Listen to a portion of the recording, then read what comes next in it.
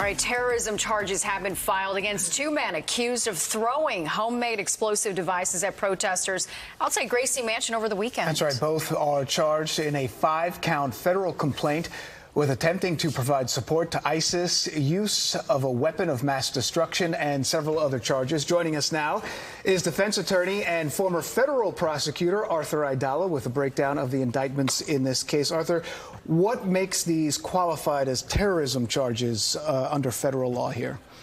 Well, you know, it's interesting. They tried to do that, though, with the Luigi Mangione case, and it got thrown out. Interesting. Because killing one person is not exactly... I mean, they were trying to tie it into the health care. It's part of it. But this is much different.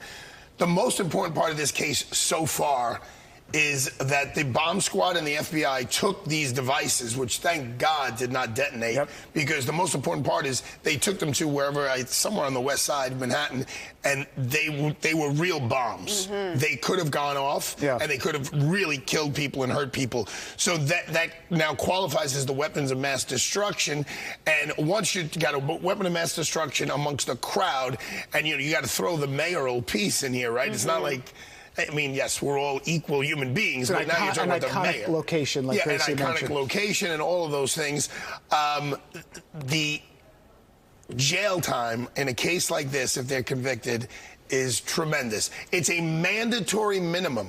If they get convicted of the weapons of mass destruction, possessing them and trying to detonate them, it's a mandatory 30 years minimum. If the judge is their uncle, he has to give them the 30 years up until life in prison on that one count alone. And there are a lot of other counts below that that can enhance this. And it may be weird for me to say, but it's sad because these kids are young idiots. They're 18. They can't even go to a bar. Neither one. They're 18 and 20. They can't go have a drink, right? I mean, there's so many things that they're not allowed to do in our society, and their lives, I mean, 99% are absolutely ruined, and they could have really hurt a lot of people. I want to talk to you about that. So intent versus actual damage. So investigators say that the suspects allegedly intended this attack to be bigger than the Boston Marathon bombing. They wanted to kill a lot of people. When building a terrorism case, that intent versus actual damage, does that play a role for prosecutors to build that terrorism case?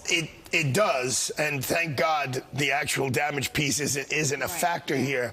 But my understanding is they tried to. It's only because they didn't make them. I mean, they made these bombs themselves, presumably based off of what they learned on the internet. And the materials they used were very volatile. In other words, TATP.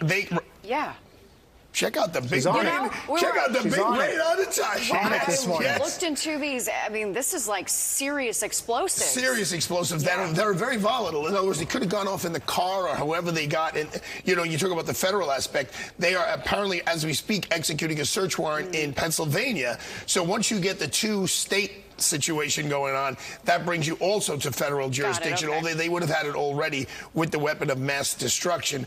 So, but to your point, of course, if there was damage done, it would take things to another level, and that level would be, if someone died, the death penalty. The death penalty is not on the table now because nobody has died. Prosecutors may have to prove material support to a terrorist organization. Does that matter that they were self-radicalized by watching some of these videos and however it is? Yes, that may be one of the elements that the government has to prove, that there's some correlation.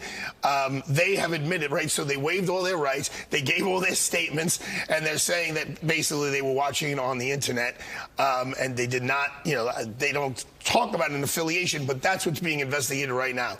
Is there an affiliation? Is there a bigger person involved telling them what to do? Yeah. We also want to talk to you about the big murder trial that's happening right now with the NYPD detective Jonathan Diller. I mean, it's such a sad case when you think about Stephanie Diller, the family that he left behind. The suspect in this had 20 years of criminal history. Can the jurors hear about that history? How much can they hear? Probably not. They would only hear about history if he testifies. A judge makes a ruling today, because I think today's the first full day of trial. a judge, before a trial starts, even sometimes usually before jury selection, a judge makes a ruling about what, if the defendant testifies, what the prosecutor can or cannot question them on. And the judges are usually pretty conservative about that, because they want people to get convicted on the crime that they're charged with, not a crime that they did years ago. And the only other way something like that would come in is if it was really related somehow or another, or showed a propensity for him to do this. I don't think that is here. I mean, look, guys, I want to be honest with you. You know who I feel bad for in this case? The criminal defense attorney. This is what you call like an extended plea. In other words, they don't offer you a plea when you kill a police officer. So what are you going to tell your guy? Well, just go in and take 25 to life and just sit there forever. You know, he's going to be like, well, I might as well try and go to trial. They're saying that the police officer Detective Diller, didn't have probable cause to stop the vehicle to begin with, and therefore everything that happened afterwards should not have happened. Does that I don't matter? think that's going to be a very viable defense. I mean, I don't think jurors are going to find that to be very compelling. It'll be a 2 or 3 week trial and probably a 2 or 3 minute verdict regarding the outcome. If I'm allowed to say, Natasha, you were excellent last night. Thank you. Since you guys broadcasted, I was great to there. see you. I thought I had to wake up early until I realized you were the host I was last like, I'll night. see you in the morning at 7:30 a.m. You were fantastic. You had the whole audience in the palm of your hand. Great to see you.